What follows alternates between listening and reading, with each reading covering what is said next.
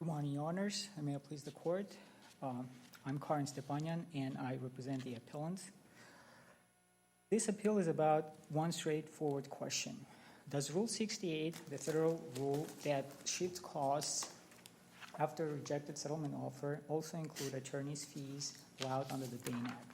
The district court below answered that question with a no, and awarded the appellee over $340,000 attorney's fees, including post-offer fees, even though my clients had made an offer almost 2 times the amount the appellee ultimately recovered. So that result misconstrues 2 key legal points. The first one is it goes against California law that treats attorney's fees authorized by statute as costs. The second, it undermines Rule 68 purpose, which is to encourage the litigants to settle their cases instead of dragging them out. Now, Rule 68 itself does not define term costs. However, the United States Supreme Court has spoken on the issue. In the case Mark versus Chesney, and it applies a very literal approach, even though one could go the other way, and you see the dissents. It looks at the statute and does it define fees as costs? Not does it award fees, but does it define it as costs, right? And many statutes happen to have that kind of language. So bingo. Correct, Your Honor. Here, the Verne Act, or the State Act, does not in itself define. It awards fees, but doesn't define it as costs. You have to then rely on CCP Section 1033.5, right? That's correct, Your Honor. And then the question is that, and that's, to me, that's another of the problem. Does that 1033.5 constitute the kind of statute that defines fees as costs? Because it's a general statute, and there's a good argument. It's really a procedural question because it talks about how fees and costs are supposed to be treated under 1032. It's not really a substantive, at least that's the argument, and so it does seem to hinge on 1030. If it weren't for 1033.5, you wouldn't even have an argument, correct? Under merit. Perhaps, yes. So to answer your question, Your Honor, the Supreme Court, the United States Supreme Court in Mark, didn't ask only to look at the substantive statute. It asked to look at the substantive statute or other authority. And it did not ask to look at the statute that create right to attorney's fees. It asked to look generally whether the fee is properly awardable in a given action. And since the district court was handling a case based on the state law applies when it comes to attorney's fees. And when we interpret the state law pertaining to attorney's fees, we want to give the full meaning to the statutes that relate to the same general subject, attorney's fees. So we have to look beyond the language of the Verne Act itself, which is silent about what attorney's fees are. That silence does not... Did you make the Section 1033.5 argument before the district court? It was not explicitly made in the district court, Your Honor. It was generally argued that post-offer attorney's fees after Rule 68 or cost... So have you waived that argument? Well, the district court, in its reasoning, relied on Mark versus Chesney and its rule saying when the substantive statute defines attorney's fees as costs, then they're subject to Rule 68. And because Verne Act did not define attorney's fees as costs, the district court held that we're not subject to Rule 68. So we are on appeal now, taking it further and analyzing the district court's ruling and bringing in the Code of Civil Procedure, Section 1033.5 argument. So the district court order has a footnote that says defendants do not dispute that the Verne Act allows plaintiff to recover reasonable attorney's fees and do not argue that the court should decline to award fees in this matter. That's what the district court says. Well, the appellants below, they did not generally contest that the attorney's fees were allowed under the Verne Act statute. What the contention was below that the attorney's fees post Rule 68 offer was cut out by the rejection. So when we interpret the statutory law and case law in California that involve attorney's fees, we see that the appellate state courts treat attorney's fees under the Bain Act or any statute that authorizes those fees as costs. But we're in federal court, so shouldn't federal civil procedural rules apply? And separate from attorney's fees, wouldn't they apply to expert witness fees and other cost determinations? You're right, Your Honor. And So then why wouldn't that apply to the fees as well as other costs? It does apply to the fees, but there is no federal rules that provide the definition for the attorney's fees under the authorized by the statute. So that is why we have to look at the state law to see what that silence, the statute that did not say what attorney's fees are, what does that silence mean? And looking at the broader California statutory scheme, we see that attorney's fees are being treated as costs. And to finish my point earlier, for purposes of state equivalent of Rule 68, Code of Civil Procedure, Section 998, when an offer is made and rejected, the appellate courts treat attorney's fees outright. What about the cases? Don't they just look at the substantive law and see how the substantive law treats the attorney's fees? But that's exactly the language in the MARIC, which is the governing law here, where the Supreme Court said, look at the substantive statute or other authority and see if the fees, if the costs are properly awardable in a given action. So we have to look at the Code of Civil Procedure to see what and in MARIC, they looked at the attorney's fees statute for Section 1983 cases, and because that says fees are part of cost, it was answered. They didn't look to anything else, right? They just looked at the substantive statute. That's correct, because they didn't have to. It was within the statute. So now there are statutes, we know there are cases dealing with statutes that separate attorney's fees from costs. And the definition of the specific language in those statutes would be attorney's fees. The prevailing plaintiff would be entitled to attorney's fees and costs. So the cases that dealt with those kind of statutes denied, they held that attorney's fees are not subject to Rule 68. Here the Bain Act is silent. We should not interpret that silence as express meaning. Well, the Bain Act does not define fees as part of costs, right? Correct.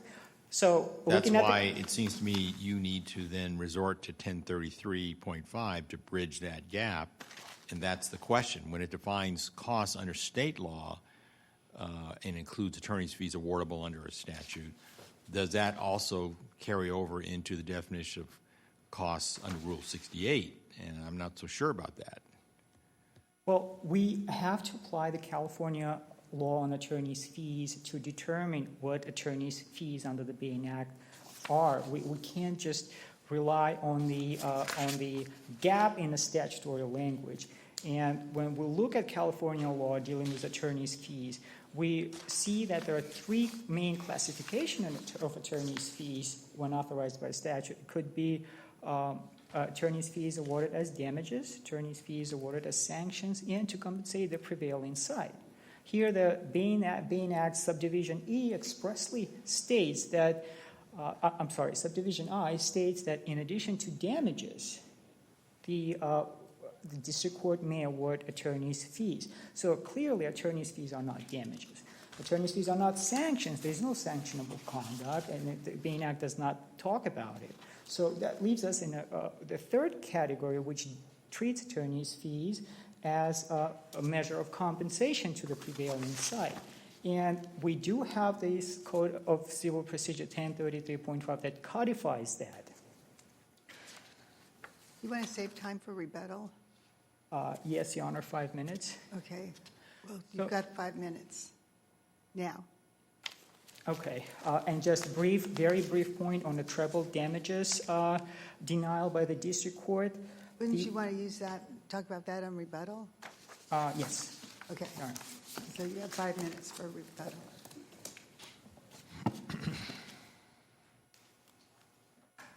Good morning, Your Honors. May I bring my laptop? Has my notes and so forth up here at the podium. You can, unless, does anybody have an objection? to- No objection. Okay.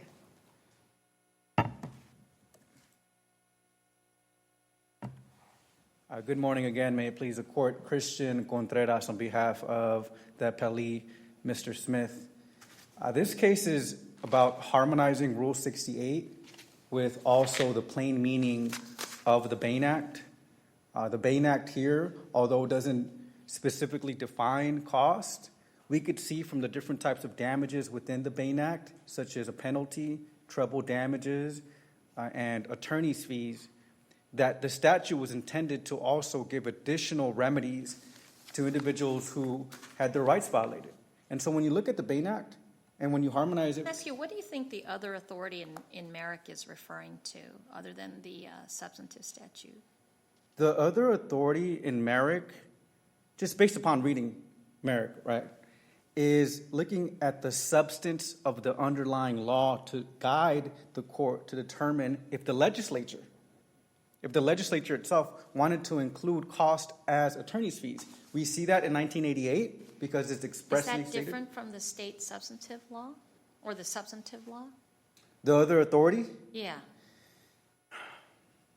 frankly, It says substantive law and other authority, and I wasn't sure whether your other authority is referring back to the substantive statute.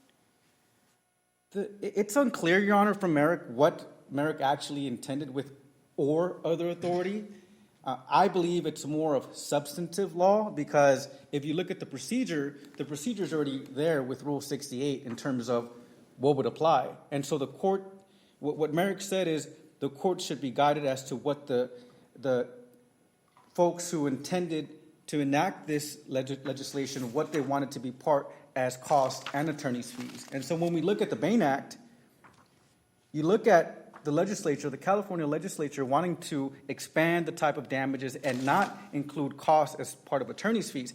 Frankly, I think it's more of a legislative omission because the Bain Act was passed in 1986, right? But when you look at Civil Code Section 52.4, which is gender violence, and that could be other authority, which is a gender violence, someone who had their rights violated based upon their gender, it does state that someone who prevails under that statute can get attorney's fees and costs. Would you agree that if you filed in state court your same claim, you couldn't get attorney's fees?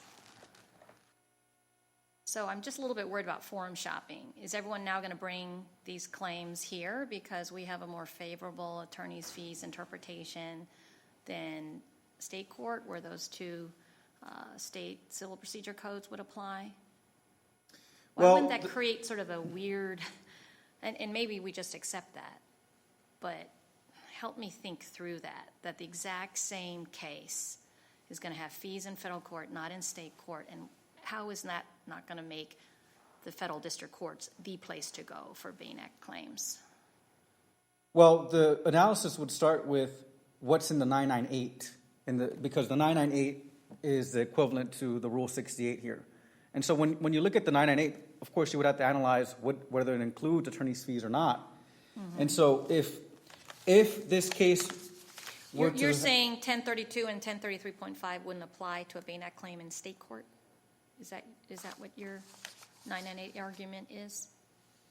1033.5 is a procedural mechanism. And we know that based upon what the court in Hassan said, and citing Satini in the Supreme Court case in California. So you're saying that state civil procedural law would not apply to a state court Bain Act case? Why is that? Well, it would apply. It's because it's a procedure. It's always a procedure, and it's how it's defined. But in terms of whether I think the court's issue is whether there's forum shopping or whether it would look more favorable. A different result under 998 Right. than under Rule 68. I think the analysis starts with 998 because 1033.5 is just after it's a procedural mechanism. So if you look at 998, then you have to figure out, okay, well, if a 998 is issued and we prevail, but we get less than what is in the 998, could we get attorney's fees under the Bain Act? I think that's the question. What's the answer? I'm not sure. I don't think that question is before us precisely. I don't have Section 998 in front of me right now, but Right. does it say anything about attorney's fees or as constituting costs? I imagine if it did, it would be in front of us. Right. 998, it's a It's just a creature of, separate procedural mechanism. It's the Right. equivalent of Rule 68. it's similar, but in state court, the plaintiff could do it as well. Oh, okay. But I think it's all based upon how the 998 or the Rule 68 is phrased in terms of whether it includes attorney's fees or not. But I think, But the Bain Act itself allows for attorney's fees. right, the Bain Act, and then you also have to take a look at Civil Code Section 52, because Civil Code Section 52 is also the damages section, which talks about if you prevail under the Bain Act and also UNRRA and all of these other civil rights statutes, what can you get? And when you look at subsection A, it says that in addition to all of these other damages that you get attorney's fees, which means that the drafters of the Bain Act intended for costs to be separate from attorney's fees. They just didn't put it in there. I think it was just that session. They didn't feel like putting it in there because when you look to the gender violence section, which was enacted in 2001, just 0.2 sections lower, they talk about attorney's fees and costs. And so that allows this court, I think, respectfully, to take a look at the substantive statute and the other authority, which is under this whole 42.1 to 52 section under the personal rights civil code section. I would suggest that we could take a look at those sections to figure out what other authority should this court be guided to determine if the substantive law, the law that actually matters, whether it intended to separate cost from attorney's fees. Because we know from 1988, the legislature clearly wanted costs to be together with the attorney's fees. And in fact, when you look at all of these other cases that have been cited in the briefs, including the case from Idaho, the early case rather, and also the... Can I ask you, so you're saying 998 would trump 1032, which is entitled prevailing party in any action or proceeding. Defines complaint, defines defendant, defines plaintiff, defines prevailing party. And then 1033.5, items allowable as cost under section 1032. And it goes through the following items are allowable as cost under section 32. And it has attorney's fees when authorized by contract, statute, or law. So it just seems odd that that would be trumped by a Rule 68. Well, 1032 and 1033.5, and even Section 1717, which talks about attorney's fees and contract, those are more procedural statutes to figure out what could be recovered, under what circumstances, and who's a prevailing party. How do you define the difference between a procedural and a substantive statute? I mean, literally, it makes fees recoverable under a statute like the Bain Act part of costs, for at least for purposes of 1032 and 1033.5. So literally, it would be cost, but you're saying, well, you kind of can ignore 1033.5 because it's procedural and not substantive, but how do you distinguish? I mean, everything's sort of procedural in some ways. Well, because the Bain Act is a substantive statute which allows for a cause of action, whereas 1033.5 talks about what happens if someone is a prevailing party. It doesn't create any new rights. It doesn't create, it just tells you how you implement it. Well, it doesn't create any new rights, and it doesn't allow for the enforcement of any rights. The Bain Act is an enforcement of violation of rights. And so it's more substantive because it talks about which rights and what happens, or how to prevail, rather. Whereas 1033.5 is just a procedure if you prevail. And so when you look at... that I think could be problematic, because if we're going to say it's more substantive than procedural, then I think it would apply in your case in federal court. Well, the only reason But why... you prevail, I think, is by saying, nope, this is just, we apply federal procedural law, not state procedural law. And these are procedural statutes, 1032 and 1033.5. Right, I agree. But Because, if we're going to start saying, no, these are not procedural statutes, these are really substantive, then I think you lose in federal court. well, I think the reason why we're even making the distinction between procedural and substantive is because Merrick says that we look at the substantive law or other authority. And so when you look at the substantive law in Merrick, they looked at 1988, and there it was clear that attorney's fees were part of cost. But when you look at the Bain Act, you have to take a look at the statute to figure out, okay, you get attorney's fees, but there's no mention of cost. But there is mention of all of these other damages that you get, which to me suggests that the framers and the folks who passed the Bain Act wanted to separate cost from attorney's fees. Well, so the Bain Act is substantive because it creates a right to attorney's fees you otherwise wouldn't have, whereas 1032-33.5, I thought your argument is that's procedural because it just talks about how you then collect or enforce it. It doesn't create a new right. It just calls it something different. Right. And if that's the case, I mean, if you look at Rule 68 and the Merrick wording, it says awardable under the relevant substantive statute or other authority. Substantive could modify both the words statute and other authority, because otherwise, why would you even have the word substantive? The court must have meant something.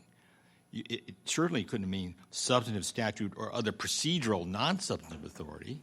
That would be inconsistent, it seems to me. So isn't your argument that it should be, whatever that other authority is, and the Supreme Court doesn't explain, it's got to be substantive?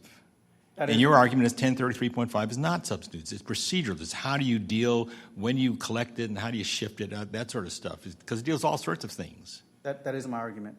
And if this court were to look at other authorities, I would point the court to Civil Code Section 52.4, 52.45, even Civil Code Section 48.7, all part of those personal rights under the Civil Code, which are substantive, which those statutes actually do expressly state that attorney's fees are separate from cost. And so if the attorney's fees are separate from cost, then Rule 68 wouldn't apply to the attorney fee award here in this case. Do you want to say something about treble damages? Yes. The district court refused to award treble damages. Said it was a question of fact for the jury, and you didn't request a jury instruction. Right, that's true. Is it a question of fact for the jury, or can the court award it? I believe the statute's unclear, and I've searched, and I personally didn't find any other authority to determine who makes that determination, because when you look at the statute, it says a jury or court. The court didn't make a determination, didn't render a verdict, but the case was before the court, and I think that the court was authorized, despite it being before a jury, to make a post-verdict finding of treble damages. I think, unfortunately, there's just no case law on this issue, but just looking at the remedial aspect of the Bain Act and the purpose of the Bain Act, I do believe that it should be applicable by a judge post-verdict when there is a favorable plaintiff's verdict. Would that raise Seventh Amendment problems? No, I don't believe... Because there has to be a factual basis for the treble damages. I mean... Well, when you look at the statute of the Bain Act, I mean, there's also penalties that are given, penalties and all of the injunctive relief, if possible. And so the Bain Act is just so comprehensive and designed to be a remedial statute that I believe... The statute says plaintiff is allowed to recover actual damages in any amount that may be determined by a jury or a court sitting without a jury, up to a maximum of 3 times the amount of actual damage. So since you had a jury here, how could a court decide it? Well, the determination could be made... Here it's discretionary, but still, it seems like by the statute, if you went with the jury trial, you'd need to have the jury make that decision. Well, I think it says or. I know it says or without a jury, Yes. which could mean a bench trial. But just given what the statute says, just its plain meaning, we do think that a judge has discretion post-verdict to make that determination. So there's no California cases at all on this question? I didn't see any, Your Honor, and perhaps my colleague, my friend here could shed some light on that, but I didn't see any. But for all of those reasons, Your Honors, I ask that this court affirm the district court's order. Thank you very much. All right, thank you very much, counsel. Mr. Sipayan?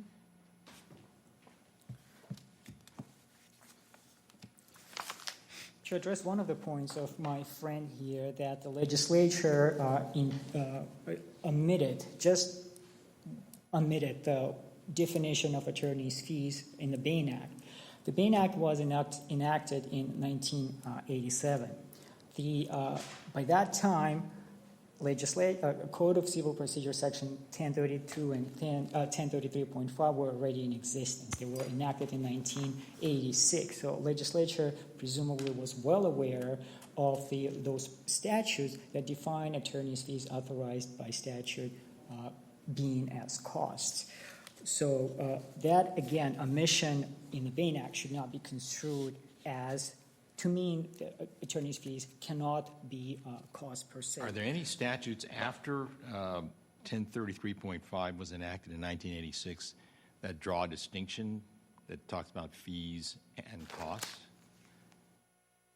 There might be, Your Honor, but even if there are statutes like that draw a distinction, attorney's fees and costs, again, if we look down Code of Civil Procedure 1033.5, it states that subdivision C5A states that when the statute refers to attorney's fees and costs, attorney's fees are costs. So we can see clearly there's a difference in terms of statutory scheme work in California and federal law that says when the statute separately defines attorney's fees and costs, the attorney's fees are treated separately and not subject to Rule 68's cost shifting provision. Do you know if,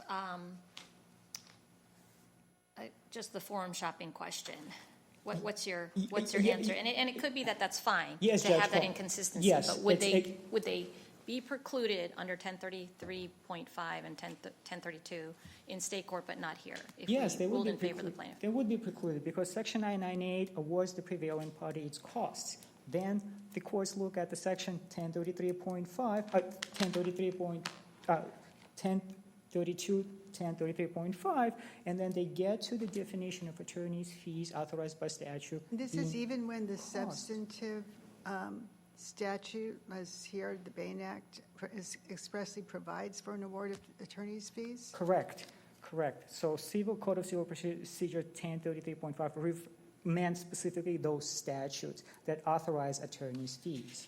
And those would be subject to cost-shifting provision of the analog of Rule 68, 998 in a state court. We don't want defendants stop making offers. Is there any difference in wording and the key wording between 998 and Rule 68? Does 998 refer to fees at all? It just only talks about costs? I think it talks about the cost. I'm not sure about the exact language, but it does refer to costs. And then when it comes to costs, all the attorney's fees would fall into that category, and expert fees, if authorized by court, also would fall into that category. So we see the pattern of the items that are being defined as costs for purposes of 998 statute.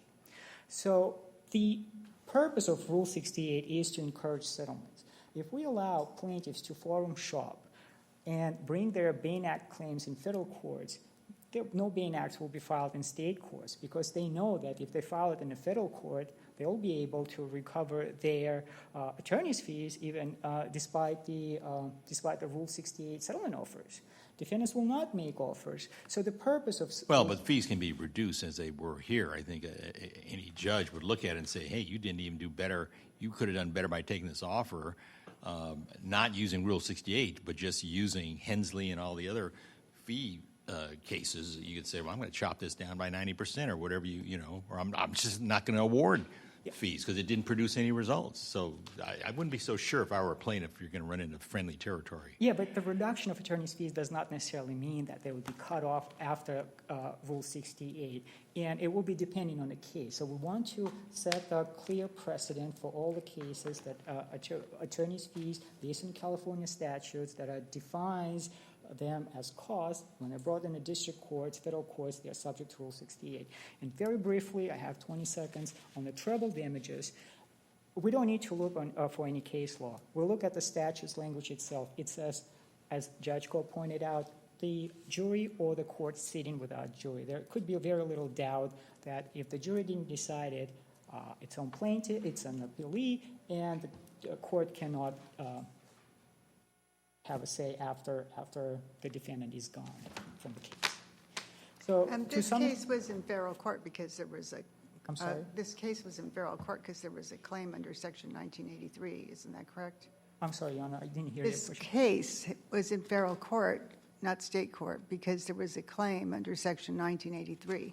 Correct, which that plea didn't prevail on. To sum it up, Your Honors, very briefly, the district court's decision below should be reversed, so we have a clear precedent on what the attorney's fees authorized by California statutes are, would be a guidance to the subsequent cases, and we would ask the court to affirm the district court's denial of treble damages. All right, thank you very much, Thank you, Your counsel. Honors. That was an excellent argument by both attorneys, so thank you. Justin Smith versus City of Laverne will be submitted, and this session of the court is adjourned for today. All rise.